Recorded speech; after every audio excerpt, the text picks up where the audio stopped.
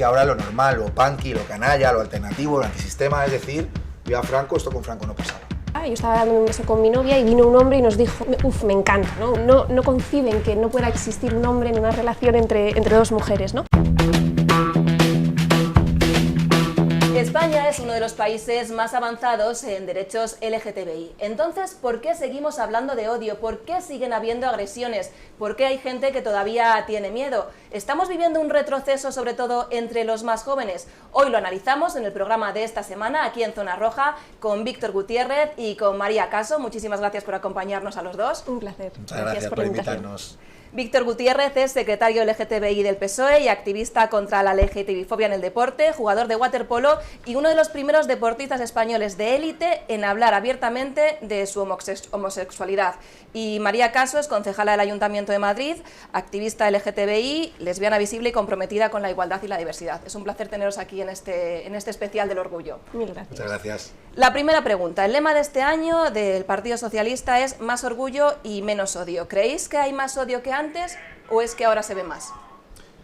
Bueno, yo creo que conviven las dos realidades, ¿no? Por un lado, sí que es verdad que creo que comentarios, comportamientos racistas, machistas, LGTBI-fóbicos que siempre han estado en la sociedad, pero que parecía hace unos años que ya eran marginales, ¿no? Que no estaba de moda, que daba vergüenza a esa gente que hacía ese tipo de comentarios, pues con esta ola ultraderechista, la entrada de los parlamentos de ese tipo de discursos, hay gente empoderada y estamos viendo que hay un repunte de ese tipo de comentarios, de discursos, de comportamientos, y por otro lado, también las personas que sufrimos ese odio, hemos entendido que no tenemos por qué callarnos y por lo tanto existen cada vez más denuncias, hay una mayor sensibilidad a la hora de tratar esos temas, de denunciar. Entonces creo que conviven las dos realidades, que por un lado sí que se está produciendo un repunte, pero por otro lado las personas y colectivos, minorías vulnerables que lo sufrimos, también decimos hasta aquí y lo denunciamos.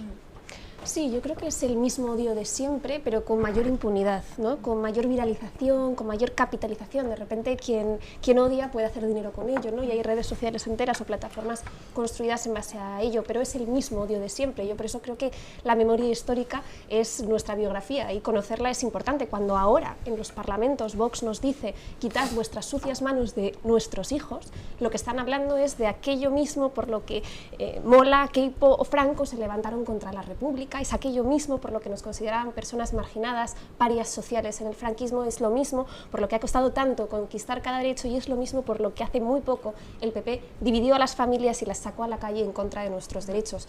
Por lo tanto, yo creo que es el mismo odio de siempre, pero es verdad que el formato en el que ahora nos relacionamos, las redes sociales, las burbujas que estas crean, hace que el odio parezca más directo, más visible, pero creo que sociológicamente siempre ha existido y creo que eso también nos debe dar fuerza para recordar por qué estamos aquí. Luego os preguntaré en concreto por las redes sociales, pero quiero preguntaros primero por un comentario homófobo que hayáis recibido últimamente o un insulto que os haya llamado especialmente la atención o que os haya marcado. Pues ¿sabes lo que pasa? Que al final yo lo recibo todos los días por mis redes sociales. Hay espacios un poquito menos hostiles, como puede ser a lo mejor Instagram, que sí que pues he conseguido crear, ¿no? un espacio un poquito más amable. Pero, por ejemplo, pues una parte de nuestro trabajo es tener la presencia en redes sociales, tuitear, tener presencia en X, y yo recibo todos los días comentarios, insultos de odio, toda la ristra de insultos que se te puedan ocurrir por mi orientación. Y entonces al final ocurre un fenómeno bastante lamentable, que es que yo creo que nos pasa a muchos de nosotros y nosotras, que es que acabas normalizando ese tipo de violencia. O sea, quiero decir, por una cuestión de salud mental, tú tienes que hacer un trabajo interno y decir, esto no me puede afectar, porque es que si no, no podría estar donde estoy. Si no normalizase leer esas cosas sobre mí cada día, pues no podría continuar ejerciendo mis responsabilidades, ¿no? Entonces, desgraciadamente, las personas LGTBI escuchamos, leemos este tipo de cosas todos los días y tenemos que acabar haciéndonos fuertes para que no nos afecte, que es algo que no debería ocurrir, pero ocurre. Fíjate, lo que relata Víctor yo creo que tiene que ver con el cuestionamiento a la masculinidad hegemónica del patriarcado. lo voy a decir para conectarlo con una de las cosas que me han dicho hace poco, que considero que es homófobo y que es otra de las caras de ese patriarcado, de ese sistema que estamos rompiendo las personas LGTBIQ+, ¿no?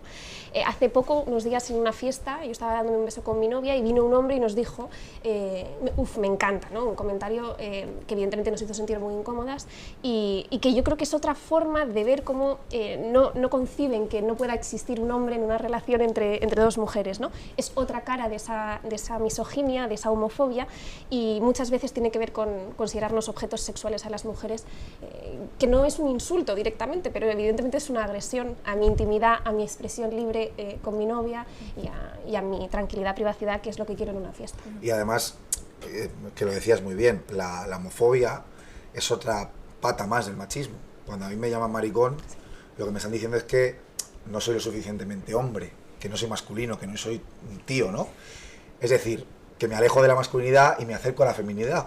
Es decir, colocar lo que significa ser mujer, la feminidad, por debajo de la masculinidad, eso es machismo puro y duro, ¿no? Entonces, ese es uno de los muchísimos ejemplos que podemos poner de cómo la lucha feminista y la lucha del colectivo LGTBI van de la mano, porque el enemigo es el mismo. Me lo estoy diciendo un poco ahora, ¿no? Pero entonces, ¿por qué sigue siendo necesario el orgullo? Si estamos diciendo, decía al principio del programa, España es uno de los países más avanzados en derechos LGTBI, pero sigue siendo necesario el orgullo, ¿no? Por muchísimos motivos.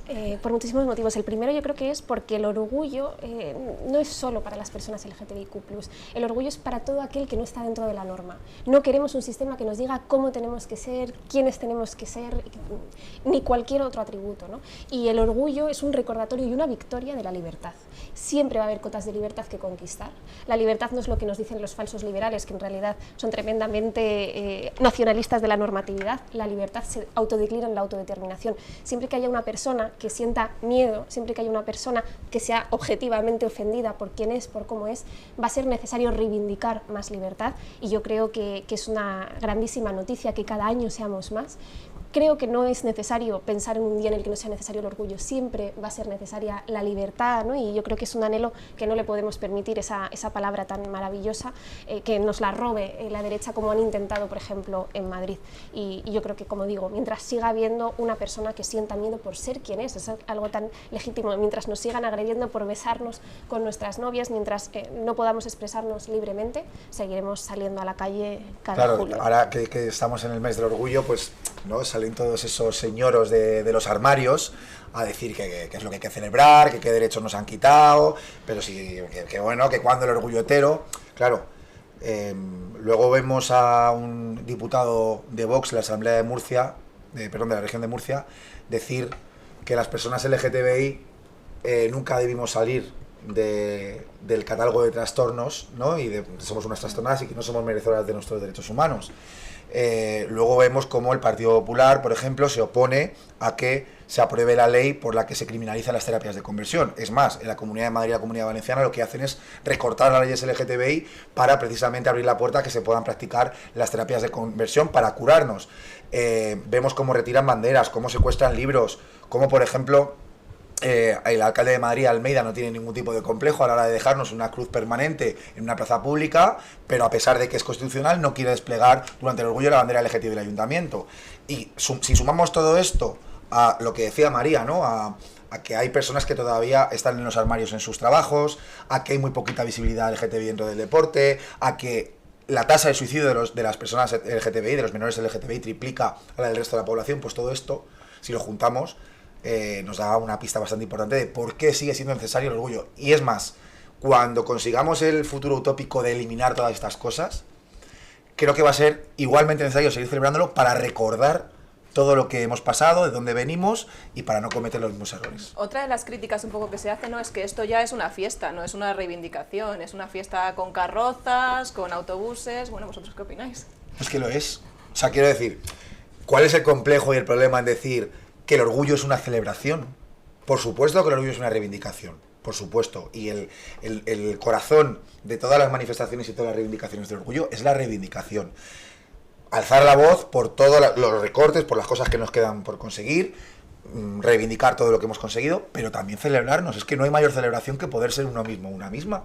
Entonces, quien dice eso desconoce absolutamente la historia del movimiento, desde la revuelta de Stonewall, cuando nace lo que llamamos movimiento LGTBI, al año siguiente, en la primera marcha conmemorativa de lo que ocurrió, ya hay puestos con perritos calientes y cerveza, porque es que ser uno mismo es una celebración. Entonces yo siempre, cuando llega el orgullo, digo, feliz y reivindicativo orgullo, y invito a la gente a que salga a manifestarse de manera política y activista, pero también a celebrar, por supuesto. Reivindicamos todos los días del año, de hecho lo hacemos en los parlamentos.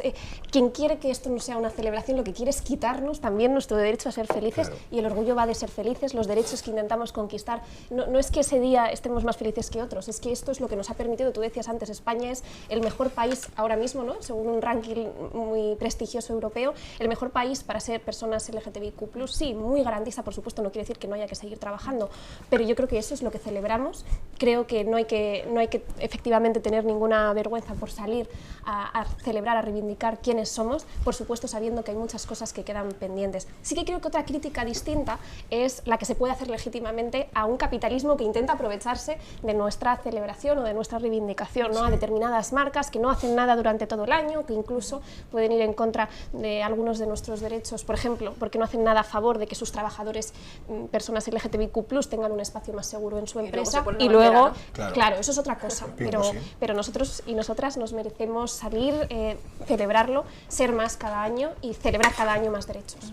Pues nosotros precisamente hemos salido a la calle para preguntar a la gente, a jóvenes y mayores, qué opinan sobre el orgullo. Lo vemos. Sabéis que España es uno de los países más avanzados en derechos del colectivo LGTBI. ¿Qué os parece? Pues me parece genial. O sea, al final, tal y como está ahora mismo la situación a nivel internacional y bueno, y de lo que venimos, pues me parece genial que ahora mismo podamos presumir de estar así.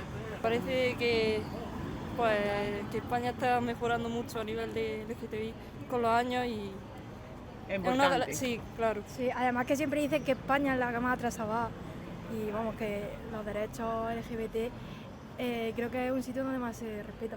Un orgullo que España sea la primera y que esté más avanzada en derechos del colectivo. ¿Qué opinas sobre los derechos del colectivo LGTBI?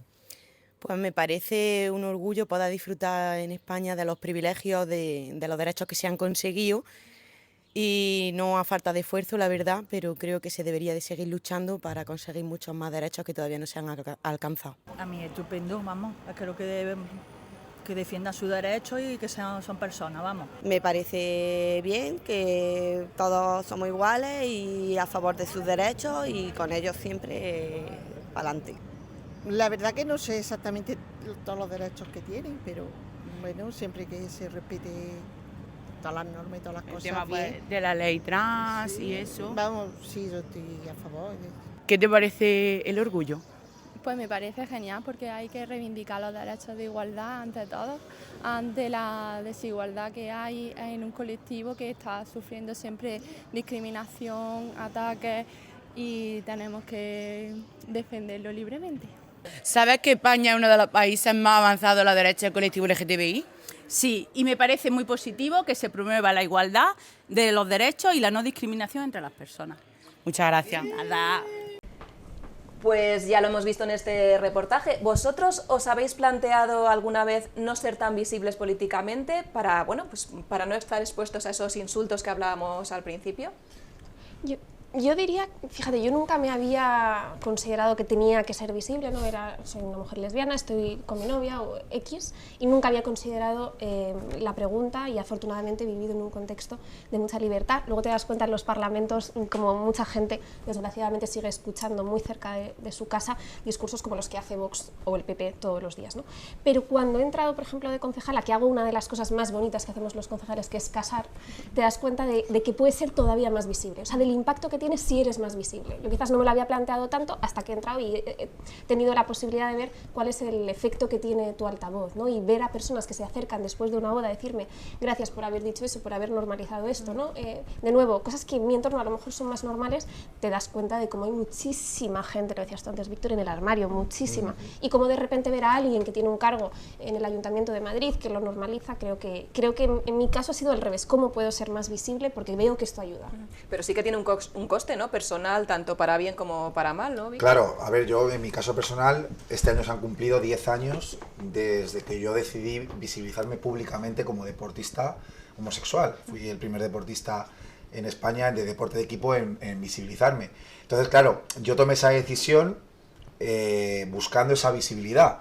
¿Por qué? Pues porque en el fondo lo que buscaba era convertirme en el referente que yo nunca tuve. Yo crecí sin referentes positivos, sin nadie que me ayudase un poquito a perder el miedo, que me dijera o que me enseñara con su experiencia que se puede llegar a la élite del deporte siendo como uno es, que no merece la pena vivir la vida con vergüenza, con miedo de cerrar un armario. Entonces, yo desde el momento que tomé esa decisión hace 10 años, siempre tuve muy claro que no quería que fuese una anécdota, que fuese una noticia de un día. Yo me he esforzado y he trabajado mucho por intentar, a pesar de ser de un deporte minoritario, llevar mi voz a cuanto más lejos mejor, estar lo máximo presente en los medios de comunicación, denunciar todas las barreras a las que nos enfrentamos las personas LGTBIQ+ dentro del deporte. Entonces, yo siempre he buscado esa visibilidad, pero sí que es verdad que lo que dices tú tiene un coste personal muy elevado, y ese coste además se multiplica por 10 en cuanto entras en la política.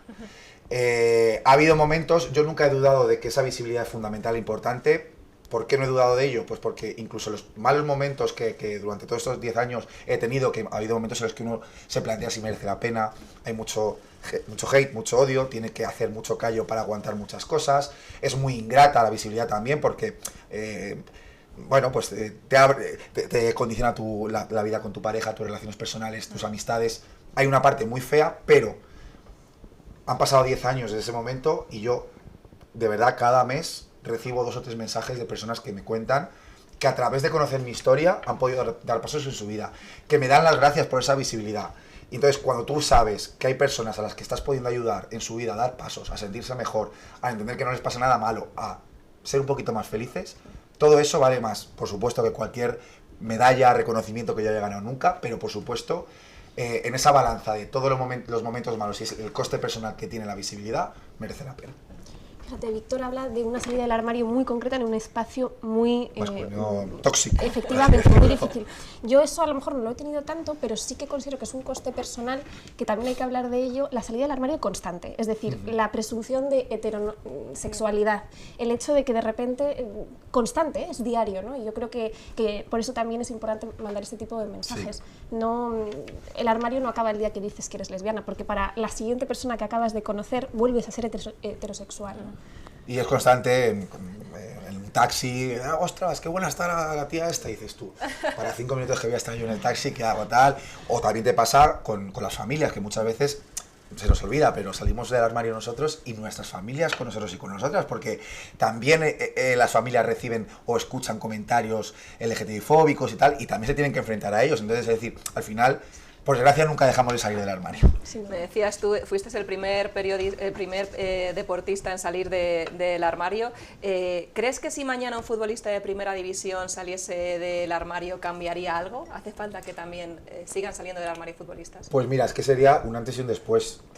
Porque es verdad que yo, desde hace 10 años ahora, pues ha habido cada vez más deportistas que van visibilizándose, tenemos referentes prácticamente en cada disciplina.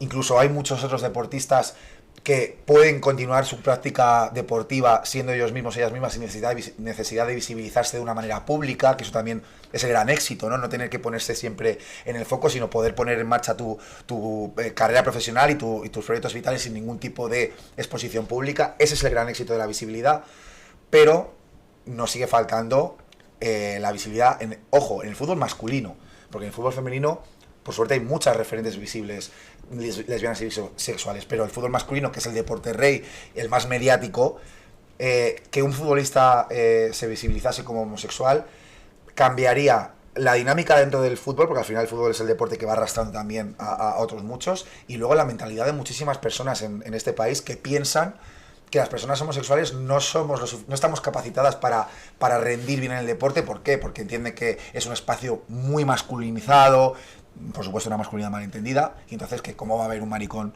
¿no?, pegándose de leches con otros tíos en una cancha, entonces creo que sería una antes y un después en la sociedad. ¿Cómo sería eso para la derecha, no? Si les molesta un gol de Lamine Yamal, ¿cómo les molestaría que saliese del armario un futbolista? Es que hemos visto a muchos con esa masculinidad tan frágil de la que hablas, no celebrando el gol de España porque lo ha metido un chico que es español, porque es musulmán, ¿no? Entonces eso te da cuenta de la masculinidad tan frágil. Entonces no me sorprendería, yo creo que la mayor parte de la sociedad está preparada para que un futbolista masculino salga del armario, que los espacios en los estadios de fútbol tendrían que cambiar porque se producen comportamientos homófobos cada partido y eso lleva pasando 40 años de manera impune. Entonces no se tiene que adaptar a la sociedad española, lo que tiene que adaptarse es ni siquiera el deporte, el fútbol muy concretamente.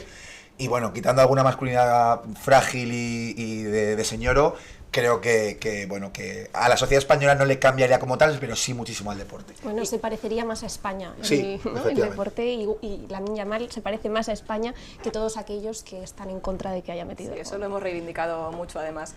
Y María, a ti en concreto, ¿te han atacado más por ser mujer, por ser política o por ser lesbiana? Bueno, yo diría que añadiría joven, pero yo creo que eso no se pueden desligar, ¿no? En mi caso, creo que evidentemente la faceta de mujer la llevo, quiero decir, me atraviesa de manera ¿no? innata desde siempre. En cambio, esa presunción de heterosexualidad que hablábamos antes se traduce en el heteropassing, que hace que yo sea mucho más normativa que muchas compañeras lesbianas y que otras letras del colectivo, ¿no? Por lo tanto, probablemente yo he sufrido más por ser mujer, o me ha atravesado más esa realidad que la de ser lesbiana, como digo, porque mucha gente ni siquiera piensa que esa sea una posibilidad. Pero creo que al final es una intersección y desde luego la juventud la metería, y más en política, porque antes lo decía Víctor, ¿no? Al final estamos en política, no estamos en cualquier espacio, estamos en el lugar donde se gestiona el poder. El poder es la definición del tablón de juego, y si hay un movimiento o varios movimientos que además interseccionan y caminan juntos, que han hecho que esas reglas del juego fueran distintas, ¿no? Y lo han removido todo desde los cimientos, es el feminismo, es el movimiento LGTBIQ+.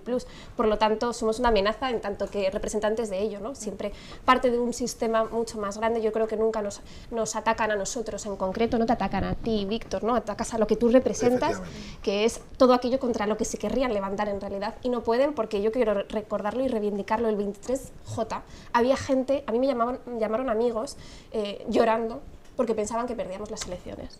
Y eran personas del colectivo que pensaban que sus recortes en derechos iban a ser una realidad, que es lo que estábamos viendo en Italia, que es lo que vemos, por supuesto, con un presidente en Argentina que dice que pederastia y LGTBI van de la mano, ¿no? Y lo que vimos, y lo que ya vimos, perdona, con los pactos PP-Vox en las elecciones autonómicas, que es que no era, mucha gente votó diciendo, bueno, pero eso es lo que dicen y luego no van a hacer. No, lo primero que hicieron, además, sin perder ni un minuto, fue retirar consejerías de igualdad, retirar fondos a consejerías de igualdad que protegían a mujeres víctimas de la violencia de género, quitar banderas, secuestrar libros LGTBI, cancelar películas porque había un beso de la de Buzz Lightyear, dos mujeres dándose un beso. Entonces la gente vio que efectivamente sí que se iban a ver afectados sus derechos y afortunadamente pues esa historia lo paramos. Pero luego sacan sus banderas, ¿no? Porque en Génova 13 siguen sacando la bandera del colectivo y es como, bueno, si estáis pactando con la gente que está quitando todos esos derechos, ¿no? Es que es muy curioso lo que estábamos hablando. Bueno, y nos intentan invisibilizar, intentarían llevarse el orgullo a la casa de campo como ya fue una amenaza.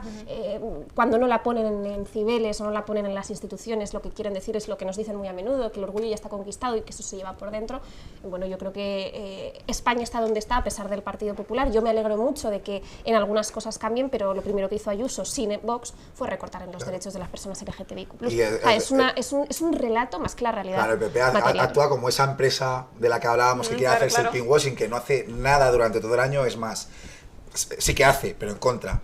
Recortar políticas, ponerse de perfil ante cuestiones que nos afectan, y luego llega el orgullo y con poner el logotipo del partido con la banderita y decir, seas quien seas, sé feliz y tienes espacio en esta sociedad. Oye, mira, está muy bien que pongáis un tuit, eso hace 15 años ni se nos hubiera pasado por la cabeza, está muy bien, pero a las personas LGTBIQ+, lo que necesitamos no son tweets, sino políticas, lo que afecta a nuestro día a día. Ni siquiera banderas, voy a decir, es que políticas, lo que afecta a nuestro día a día. Y eso el Partido Popular ni está ni se le espera. De hecho, los mismos errores que cometió hace 20 años con el matrimonio igualitario, con las políticas de igualdad, los continúa cometiendo. Y el mayor ejemplo es la ley de terapias de conversión a la que se van a oponer.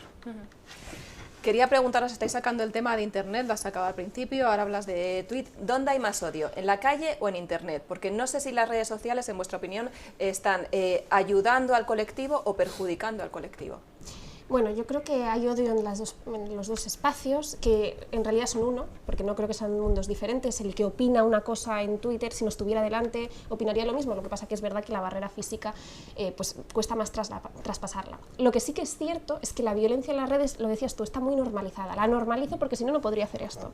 Y yo creo que no podemos normalizarla. El anonimato en las redes sociales hay que poner un fin rotundo a ello, porque hace daño, es un daño irreparable igual que el daño físico. Y por supuesto están interrelacionados. Es decir, si tú alientas el discurso de odio contra las personas LGTBIQ+ en las redes sociales, se va caldeando el ambiente y luego llegan las agresiones físicas que por otro lado no desaparecen. Por lo tanto, yo creo que desgraciadamente el odio está muy impregnado en nuestra sociedad, y esas plataformas que no entienden de valores sino de cuentas de resultados de los empresarios que las dirigen lo están utilizando. Sí que creo, y me acuerdo mucho de una conferencia a la que fui con la anterior ministra de Igualdad, que había varios referentes LGTBIQ+, que habían crecido en TikTok.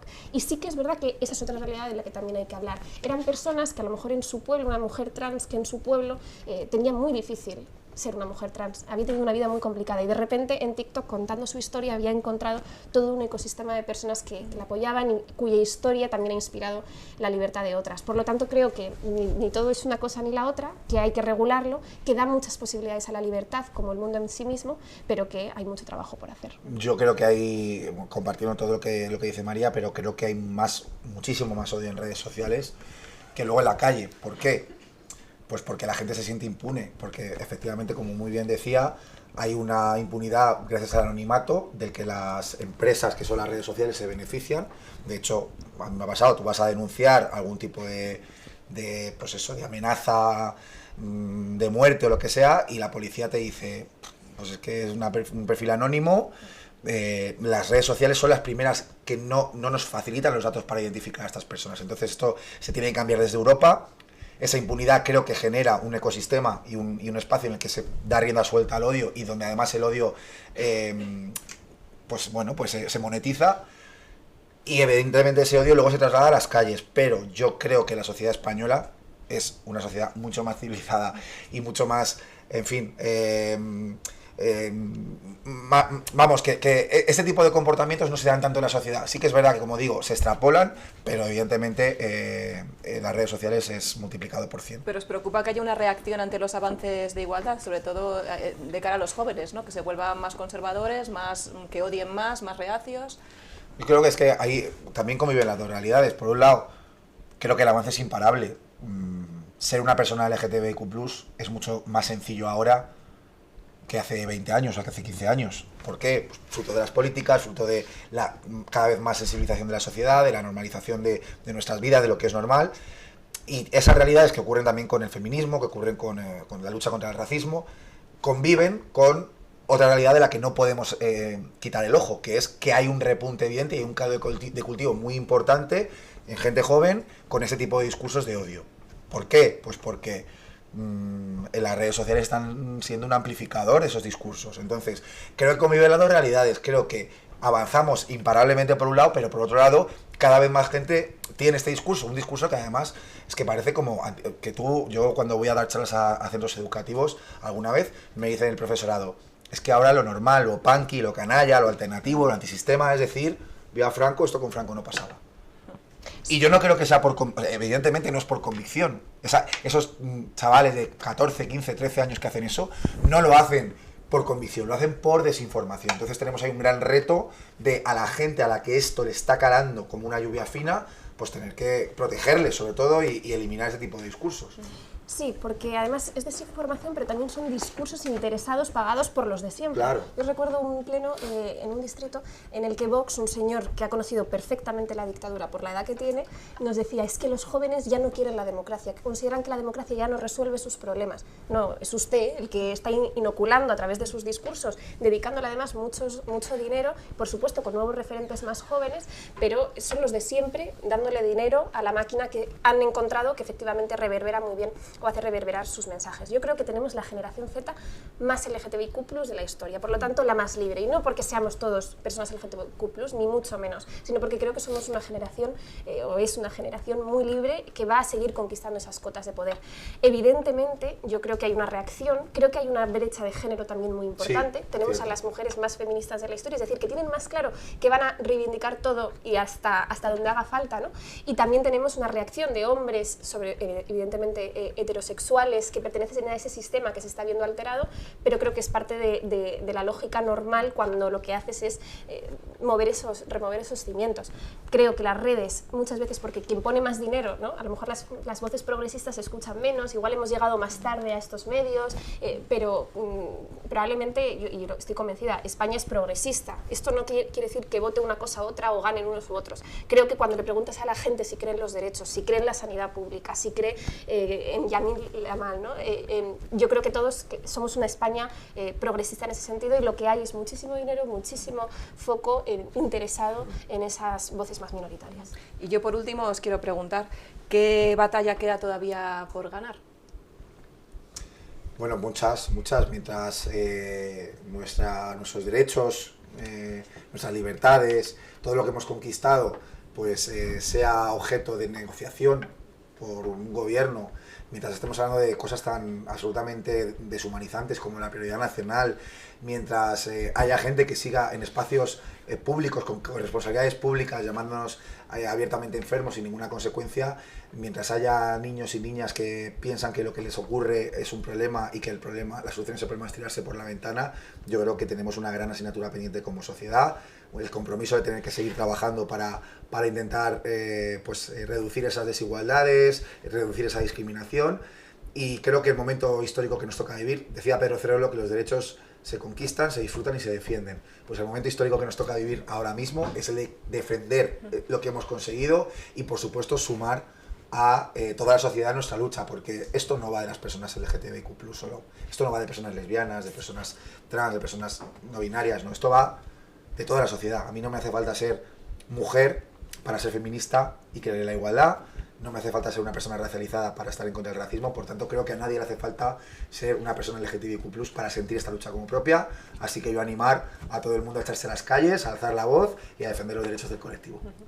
Yo creo que vamos a tener que seguir hasta el final, hasta que no haya una sola persona que sea cuestionada por quién es. Porque no estamos hablando, muchas veces nos dicen, es que me da igual con quién te acuestas, cómo vistes, ¿no? O con quién vas. Es que no va de con quién me acuesto o con quién me caso, va de quiénes somos, ¿no? Y por supuesto, nosotros somos personas, una persona gay, una persona lesbiana, pero faltan en esta mesa muchas otras realidades y podríamos hablar mucho de todas ellas, en tanto que una persona trans no pueda conseguir un empleo, ¿no? Hay un 80% de personas trans que no consiguen empleo, en tanto que haya una persona que no vea reconocida todavía su identidad en nuestra legislación, creo que hay muchísimo camino por avanzar. Por supuesto, es que yo quiero pensar en futuro, ¿no? Pero desgraciadamente lo que nos tenemos enfrente nos hace también pensar en todo lo que hay simplemente que frenar, y que todos los derechos que tenemos ahora no se atrevan a tocar ni una coma, y en eso seguiremos celebrando, reivindicando el resto de los días del año también. Pues muchísimas gracias a los dos, ha sido un verdadero placer estar hablando con vosotros aquí de todo eso que hemos conseguido y que queda todavía por conseguir. Muchísimas gracias. Gracias. Y a todos vosotros nos vemos ya después del verano en una nueva temporada de Zona Roja. Muchas gracias por acompañarnos. My fingers keep on clicking to the beating of my heart. Hey, I can't stop my feet.